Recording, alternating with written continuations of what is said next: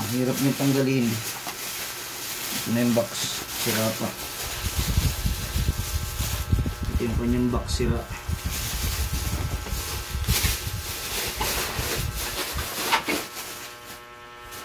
So guys, ito yung order nating P Pro 14 na speaker galing kay XB. Yan. So may problema lang itong kanyang box. Maliit lang pala. Mabigat siya guys. Sobrang bigat niya. So, quality naman. So try natin buksan.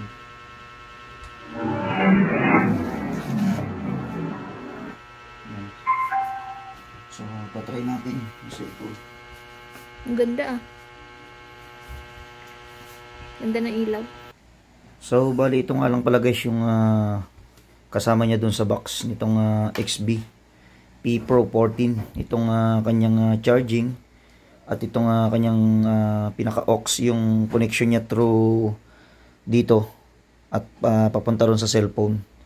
And then meron din siyang kasamang manual.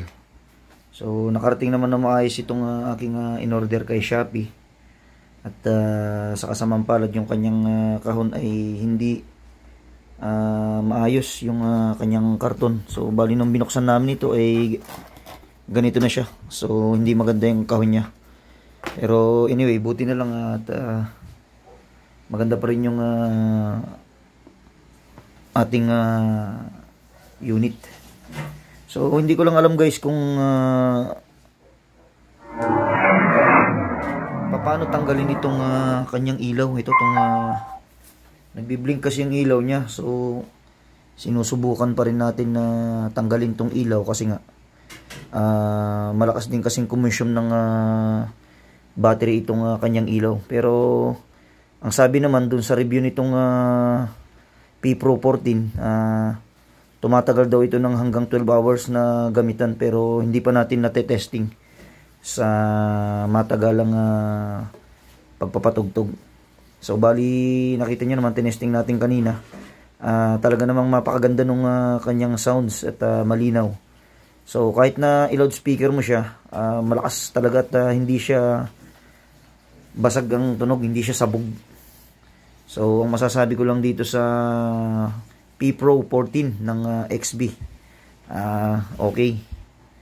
So meron pa rin ibang mga unit nito na na-order sa Shopee. Meron kang P Pro na 3, P Pro 4, 5, 6, 7, 8, 9, 10, 12, 14 at 16.